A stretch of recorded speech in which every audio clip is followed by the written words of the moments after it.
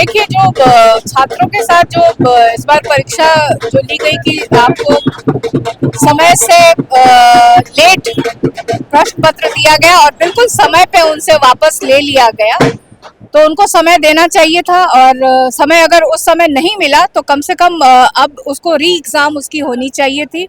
और बिहार में ऐसे लगता है जैसे कि सरकार नाम की चीज रह नहीं गई है। छात्रों की कोई सुन नहीं रहा है, किसानों की कोई नहीं सुन रहा है, बेरोजगारों की कोई सुन नहीं रहा है।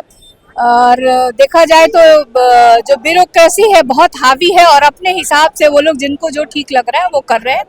और मुझे लगता है कि जो चुनाव अभी इस बार होने वाला है, तो जिस हिसाब से सब लोग के अंदर आक्रोश है और मुझे लगता है कि सही समय पे सही सरकार को वो लोग चुनने जा रहे हैं। अपोजिशन ने भी प्रोटेस्ट निकाला था, राजभवन मार्च का, कांग्रेस माले सब लोग थे, लेकिन आरजेडी उसमें शामिल नहीं हुई थी, जिस पर सरकार सवाल उठा रही है कि क्या विपक्ष एकजुट नहीं है इस मामले पर। देखिए, मैं यही बार बार यही कह रही हूँ कि जिनके लिए सरकार को कुछ करना चाहिए, उसको ध्यान देना चाहिए, वो छात्रों पे ध्यान नहीं दे रहे हैं।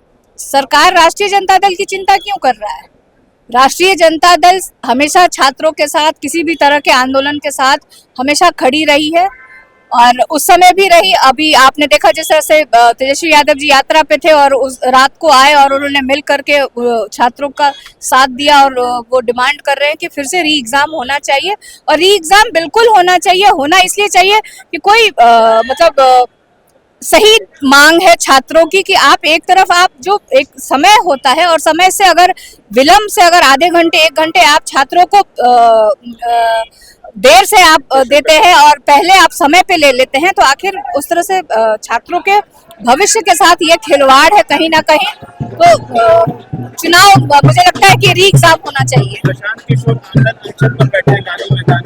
देखिए, बाकी सब लोग राजनीति कर रहे हैं, मेरा है कि अभी छात्रों का मुद्दा, उस पर ध्यान देना चाहिए, चाहे वो विपक्ष के लोग हो चाहे वो सरकार के लोग हैं। बीपीएससी जो छात्रों का जो डिमांड है, री एग्जाम होना चाहिए और हम जब तक नहीं होगा तब तक हम छात्रों के साथ हैं। लालू प्रसाद यादव ने कहा है कि नीतीश कुमार के लिए दरवाजा खुला है, तरफ तेजस्वी यादव कह रहे हैं कि नीतीश चाचा के लिए कोई रास्ता नहीं खुला है। तो देखिए, वो पुराने दोस्त है, वो क्या कहते हैं वो वही जाने।